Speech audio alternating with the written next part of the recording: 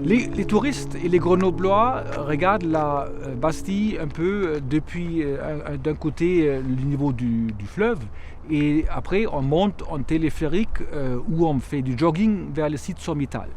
Mais en réalité, il y a plein de choses à flanc de la Bastille, à mi-hauteur, une centaine de mètres au-dessus de la ville de Grenoble. On a bien sûr le musée dauphinois, on aura une co-living and co-work dans 2 ans, la Babel Community.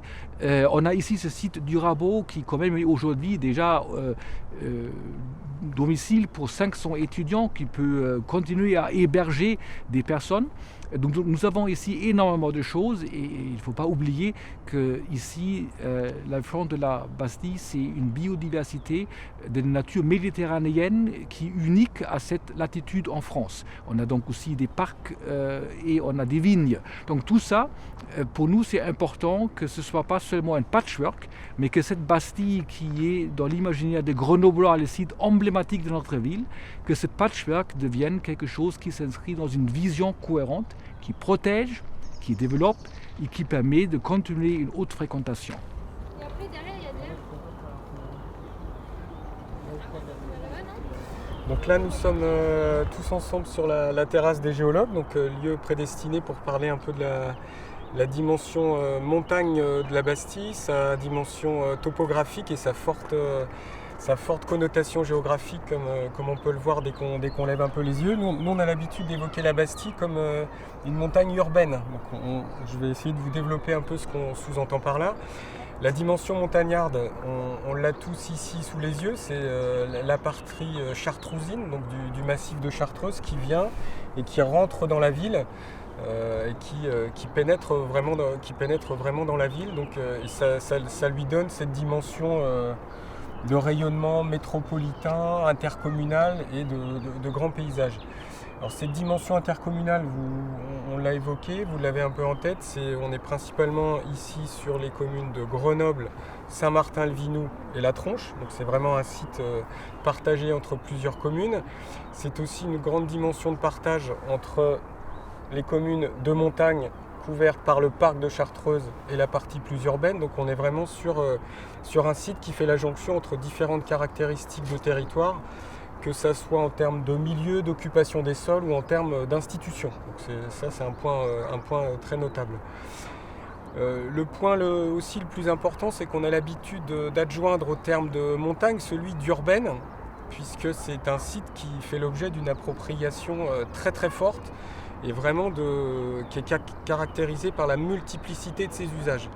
Donc on ne peut pas dire que c'est un site de montagne en tant que tel. Nous, on a vraiment envie d'évoquer cette dimension urbaine, puisque vous avez ici, sur ce site de la Bastille, des pratiques qui relèvent du tourisme, des pratiques qui relèvent des loisirs, des pratiques qui relèvent de la fréquentation de musées.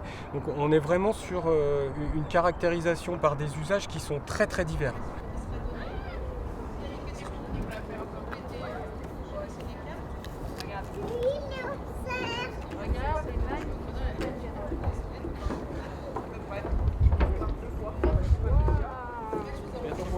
Depuis cette place, en fait, on peut voir toutes les strates qui composent la Bastille. Alors, on commence même légèrement avant avec les quais qui sont les quais sud, mais qui sont exposés au nord. L'Isère, qu'on ne devine pas, il faut vraiment être au plus près de sa rive pour la voir. Puis ces quais nord de l'Isère, qui sont alors là, eux, vraiment exposés par le soleil du sud, ce qui s'appelle aussi le quartier italien, mais c'est tout le quartier Saint-Laurent, et qui sont composés de différents petits étages d'immeubles de 2, 3, 4 étages. On est presque plein nord pour regarder le site de la Bastille. On voit ces différentes strates. D'abord les quais de l'Isère, avec cette passerelle historique. Et puis on aperçoit un tout petit peu avec les arbres entre les maisons, ce qui s'appelle la montée Chalamont, qui est une montée historique, qui permet de monter jusqu'au musée dauphinois et puis de continuer en direction du Rabot, de cette cité universitaire. On voit les 2 bâtiments universitaires des années 60, le Dolomieu et l'ex-institut de géographie alpine. Et puis les morceaux de falaise, les remparts, Et puis plus haut, on distingue les drapeaux du fort sommital. Puis les œufs qui sont iconiques évidemment de Grenoble.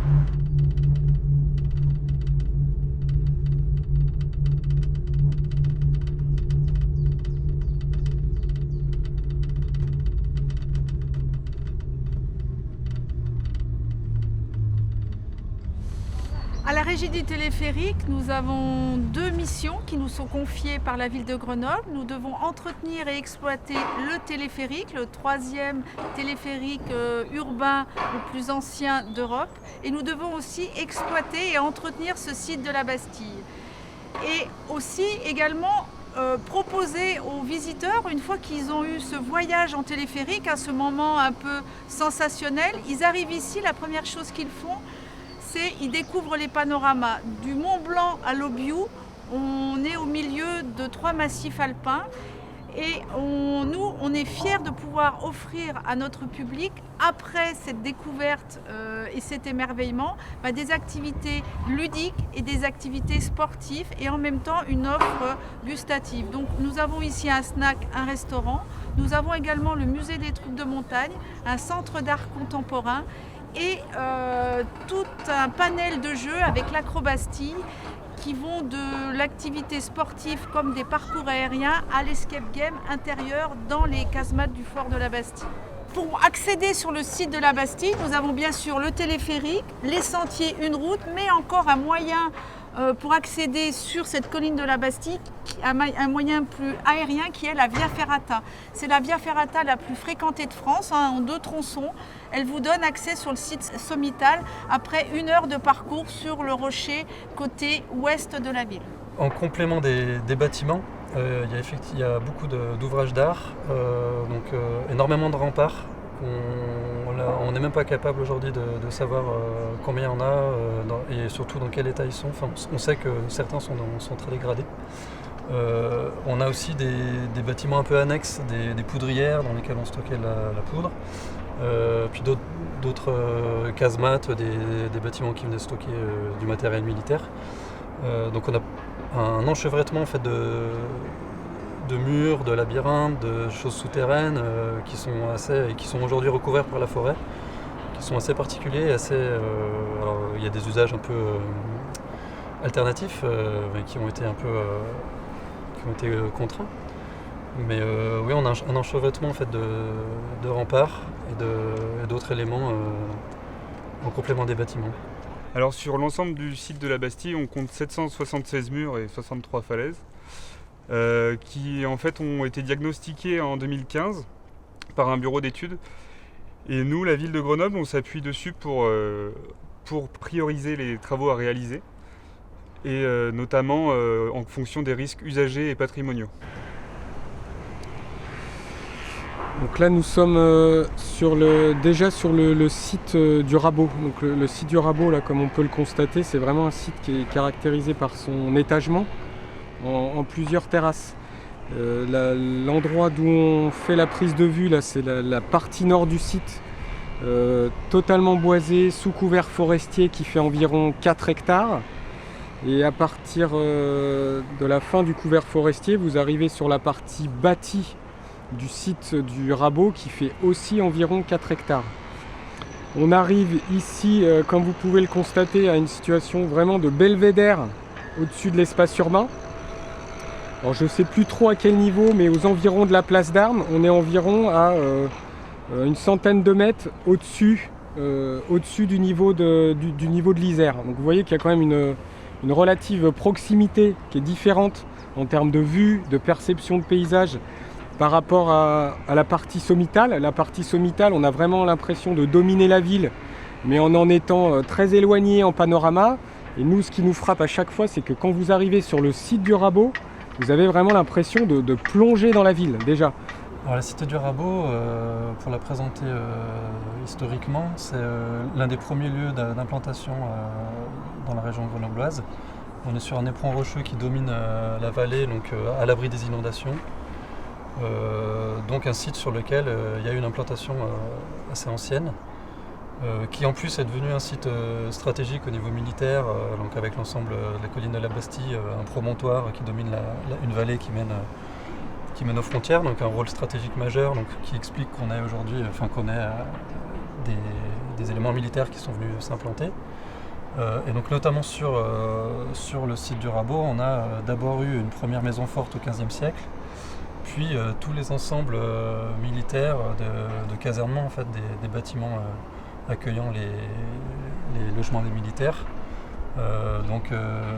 notamment en lien avec l'édification des remparts de la Bastille, et puis des bâtiments qui sont créés au XIXe siècle, notamment les bâtiments ex-Clangon qui est derrière moi et le vieux Barbillon.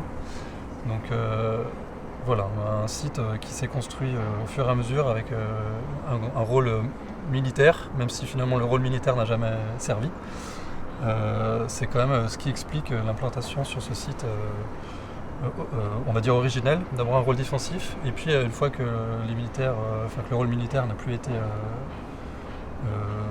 d'actualité, c'est l'université qui est venue s'installer ici avec le Crous, et donc un projet d'acropole universitaire qui a été dessiné dans les années 50, et quelques bâtiments qui ont été réalisés, donc IGA et Dolomieu notamment, mais aussi les bâtiments Vercors et Chartreuse qui sont ici, et donc qui sont plus récents. Donc on a vraiment différentes époques de construction sur ce site. Alors au niveau de l'organisation du site, on est vraiment sur 3 étages. Un premier étage avec la porte d'entrée du site, donc une porte un peu monumentale, militaire, qui arrive sur le Barbillon et le vieux Barbillon. Donc le vieux Barbillon qui est l'ancien bâtiment des officiers, et le vieux Barbillon, son extension qui s'est faite dans les années 50. Donc là on a un premier palier. Ensuite la maison forte, donc originelle du site, elle vient faire la transition avec le deuxième niveau qui accueille l'Esclangon, donc là le bâtiment qui accueillait plutôt les soldats, avec chaque fois des montées soit par escalier, soit par une rue en lacet. Puis on arrive sur la place d'Armes, donc là qui est vraiment une place très structurée, très composée, avec le réfectoire qui vient composer la place au nord, et puis les bâtiments plus récents, Vercors et Chartreuse, qui viennent finir la composition de la place, qui s'ouvre sur le paysage, sur l'agglomération grenobloise. Et donc tout ça qui est relié par un système soit d'escalier, soit une route qui monte en lacet jusqu'au sommet de la Bastille. C'est la seule route qui monte, le seul accès sans escalier à la Bastille depuis le bas. Le rôle paysager du site du Rabot, il est indéniable. On le voit quand on arrive dans l'agglomération, notamment par l'ouest. C'est l'une des premières choses qu'on voit, la silhouette du donjon. La Bastille, mais plus encore le Rabot, parce qu'il est plus proche de la ville, il vient former un fond de plan sur toutes les rues qui convergent au nord dans la ville. Et puis dans l'autre sens, depuis le site, on a une vue, un paysage sur tous les massifs, sur la ville. C'est un endroit exceptionnel pour comprendre les évolutions de la ville, le centre ancien, les extensions de Lesdiguières, et puis tout l'urbanisme du XXe siècle, et même ce qui se fait aujourd'hui. On a aujourd'hui tout le développement urbain de Grenoble qui est visible depuis ce site. Ce site du Rabot, il est le site au cœur du projet du concours Europan. Il est très important pour Grenoble, pas seulement parce que c'est un site très ancien. Il y a des bâtiments parmi les plus anciens à Grenoble, les bâtiments militaires qui sont ici. On a aussi des bâtiments militaires du XIXe siècle et une cité universitaire de 500 chambres qui a donné à ce site une vie très particulière, une vie de jeunes, une vie aussi animée par un esprit de communauté. Aujourd'hui, il est clair qu'avec l'accessibilité limitée du site et aussi avec son intégration dans la nature, on ne peut pas dire on va faire un quartier de résidence de luxe ou un quartier d'affaires. Il faut trouver quelque chose, il faut trouver un modèle de développement qui perpétue cette histoire multicentenaire du site et qui prend aussi pied sur cette animation des jeunes, la vie des étudiants. Il faut donc trouver un projet pour ce site qui nous permet d'en faire une meilleure intégration dans la ville de Grenoble, une belle intégration dans la colline de la Bastille et aussi sa fréquentation touristique ici, surtout qui ouvre ce site vers le bas, mais aussi vers les deux communes, Saint-Martin-le-Vinoux et La Tranche à l'est, et qui l'ouvre aussi, c'est important, vers le nord, parce qu'aujourd'hui nous sommes ici dans une cul-de-sac pour des raisons de sécurité et bien sûr la volonté, et c'est de faire de ce site le cœur de notre futur projet pour la Bastille. Le site sommital, c'est le belvédère où on voit Grenoble, où on voit la montagne autour, toute l'agglomération. Ici, la vue est belle aussi. Mais ici, vous pouvez rester plus longtemps. Le site sommital, c'est le site du touriste, c'est le site d'un pique-nique, c'est le site, la destination d'un jogger. Ici, on peut avoir des résidences, on peut avoir des possibilités de s'installer quelques semaines pour un projet. Ici, on peut imaginer toutes sortes d'activités pédagogiques.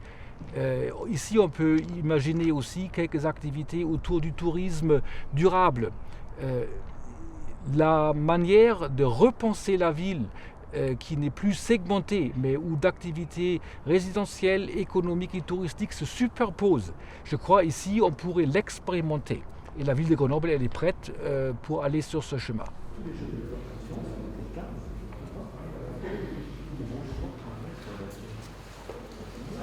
Donc vous êtes présent sur le site du Rabot. Le site du Rabot, c'est un site que le Crous Grenoble-Alpes a en gestion au nom de l'État pour l'activité donc de résidence universitaire. Nous avons effectivement à peu près 500 lits, un petit peu moins aujourd'hui, puisque pour des raisons de sécurité, on a réduit la jauge. Ce site est constitué d'un certain nombre de bâtiments sur 8 hectares. Nous avons frappé d'inutilité 4 hectares au nord de la parcelle qui sont aujourd'hui en recherche d'un nouveau gestionnaire. Et on exploite donc les 4 hectares du sud. Ces 4 hectares donc, sont constitués de bâtiments des années 1590 pour la plus ancienne, donc c'est la tour, et puis ensuite donc 1830, 1850, et puis la dernière exploitation c'est 1962, dernière construction 1962-1964, avec les bâtiments Chartreuse-Vercors et l'extension du Barbillon. Donc le Crous sur ce site historique accompagner la vie universitaire grenobloise, puisque en terrasse intermédiaire, dans les années 60, il y a eu la construction de l'IGA et de Dolomieu, ces deux bâtiments, qui devaient être complétés du musée dauphinois, qui devait être aussi une partie pédagogique et accueillir donc cette zone avant le départ vers le campus de Saint-Martin-d'Air. Aujourd'hui, nous sommes donc sur une résidence constituée d'une première offre de logement à 175 €, c'est quasiment notre offre sur l'ensemble du site. On a donc des chambres de 9 mètres carrés avec des sanitaires et des douches sur le palier. En collectif, on a quelques chambres un petit peu moins chères et d'autres types de produits, mais c'est essentiellement l'axe. Donc on est sur une population aujourd'hui qui est une population essentiellement internationale, avec donc une population aussi très sociale, puisque c'est notre première offre de logement. Nous avons aujourd'hui au Crous une offre médiane autour de 350 €, donc vous voyez, on est ici à 175, donc on est effectivement sur un public plus social, sur la colline du Rabot. Aujourd'hui, ce site est animé par le Crous parce qu'il a effectivement des caractéristiques qui parlent d'elles-mêmes, mais également par un tissu associatif fort. Il y a donc une association qui s'appelle l'Arcure qui dynamise le site avec des étudiants qui ont une vraie vie au sein de cet établissement. Alors sur cet ensemble, donc, nous avons effectivement des bâtiments qui sont des bâtiments de logement, de résidence. On a ensuite des bâtiments qui sont désaffectés, donc, qui est donc l'ancien restaurant. Là, il n'y avait plus de vocation pour avoir un restaurant étant donné que nous n'avions plus d'étudiants et que plus de résidence, plus d'université à côté, pardon. Et qu'à ce titre-là, le restaurant n'avait plus d'activité. Par ailleurs, les étudiants le soir dînent dans leur chambre, il n'y avait donc plus de nécessité. Donc ce site est fermé, le gymnase est fermé également, puisque nous avions un gymnase en proximité qui nécessiterait un entretien plus important. Le reste des bâtiments est en activité, qu'il soit donc sur une activité de résidence ou une activité connexe, comme par exemple l'atelier vélo, et pas mal aussi de stocks sur différents sites. Alors si on se désengage de ce site et si on souhaite le quitter, c'est effectivement d'abord parce qu'il n'y a plus d'activité pédagogique en proximité, mais c'est également aussi et surtout parce que ce site a énormément de contraintes. Donc les contraintes, elles sont multiples.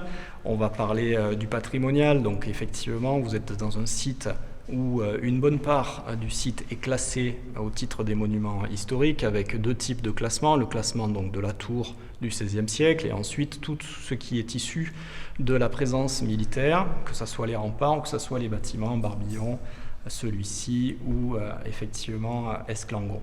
Donc ça c'est une contrainte puisque dès qu'on fait un investissement sur ce site, dès qu'on veut faire de l'entretien patrimonial, le coût est complètement différent. On a une contrainte aussi naturelle, une contrainte réelle avec tout ce qui est risque au feu, puisque 4 hectares de la parcelle sont donc boisés, avec un entretien qui aujourd'hui n'est pas opérant à notre niveau. On peut aussi faire une projection à ce qu'on a connu sur la colline en face il y a une quinzaine d'années avec le Néron, et un risque au feu important. On a d'autres risques qui sont les risques d'effondrement. En 2016, nous avions eu un bout de falaise qui avait glissé donc sur la partie descendante du quai de France. Effectivement, il y a un risque possible au niveau de la falaise, donc des risques naturels importants. Ensuite, quelques difficultés juridiques aussi que l'on connaît, des difficultés juridiques par rapport donc, au fait qu'aujourd'hui nous sommes les seuls garants de la présence de l'État sur cette colline qui au départ était normalement prévue pour une occupation universitaire.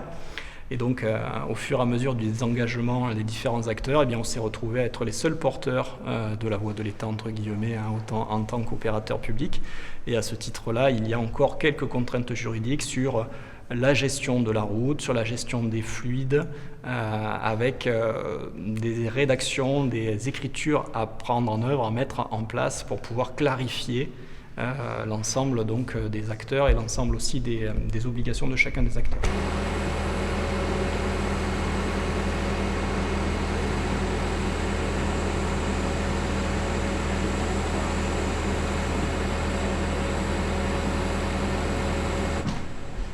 Il n'y a qu'un seul étudiant qui va être connu dans ces chambres-là, administrativement.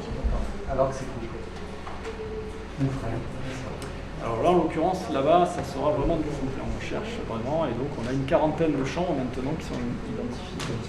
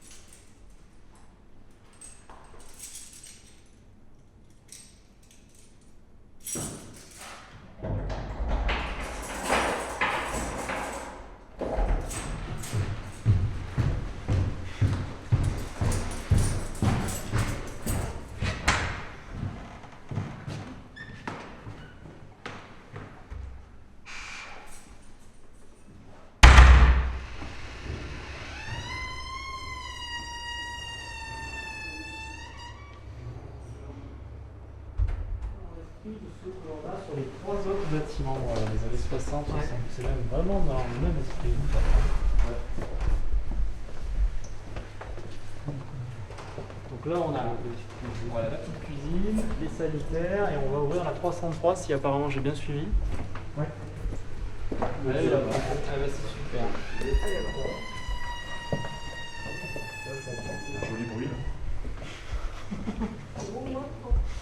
Elle est ouverte? Elle est ouverte. Laisse Valentin un peu. Et la porte, vous l'avez prise? Justement.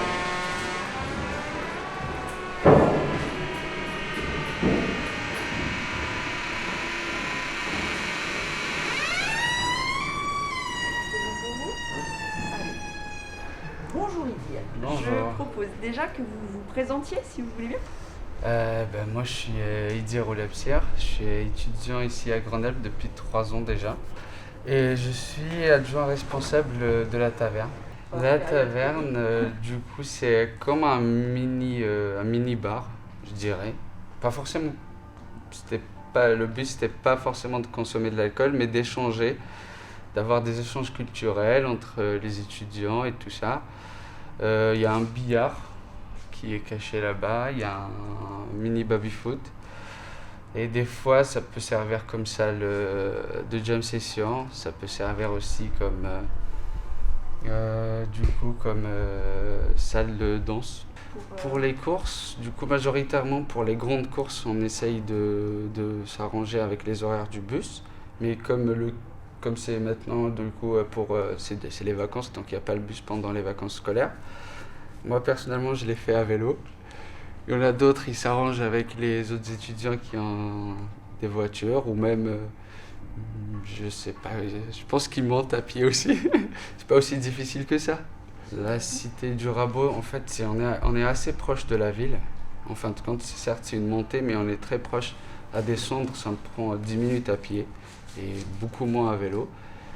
Et à remonter, on est à 15-20 minutes maximum. Du coup, on a une vue aussi très agréable. Et on n'a pas aussi le stress de la ville. On se sent assez isolé à la campagne. Mais on est très proche de la ville. Donc on a les deux côtés positifs. Après, quand il y a de la neige, c'est pas très agréable. Mais sinon, ça va. Alors sur le potentiel d'évolution des bâtiments, à partir du moment où on a plusieurs étapes de construction et aussi des protections patrimoniales qui ne sont pas les mêmes. Les bâtiments anciens sont inscrits aux monuments historiques, donc on va avoir un droit de regard, enfin un regard de l'État, enfin de l'architecte des bâtiments de France sur leur évolution, avec un encadrement un peu assez strict de leur évolution, mais on sait que de toute façon pour qu'ils vivent, et l'État en est bien conscient, il va falloir que ces bâtiments évoluent il va falloir que les projets présentés viennent proposer autre chose pour qu'on ait toujours une vocation qui permette de maintenir ces bâtiments tout en les valorisant, tout en respectant ceux qui sont. Et puis l'autre facette, c'est les bâtiments plus récents qui, eux, ne sont pas protégés aux monuments historiques, qui ont un rôle quand même paysager. Ils structurent une place, ils composent la place d'Armes. Ils offrent un potentiel parce qu'ils ont des structures qui sont saines, ils sont quand même relativement récents.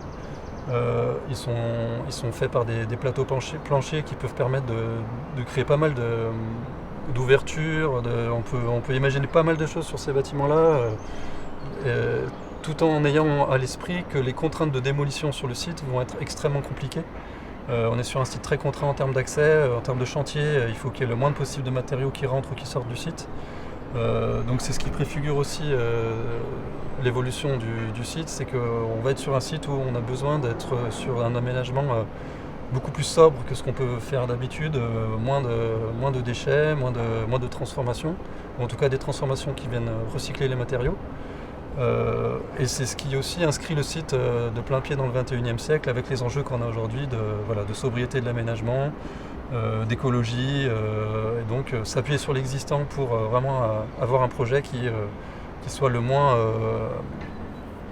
plus respectueux, le plus vertueux possible en termes de matériaux, en termes de prise en compte de l'existant.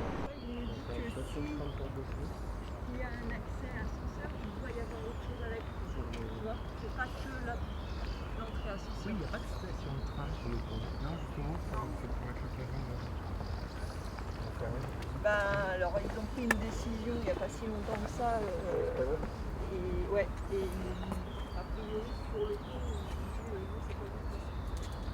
c'est pas creuser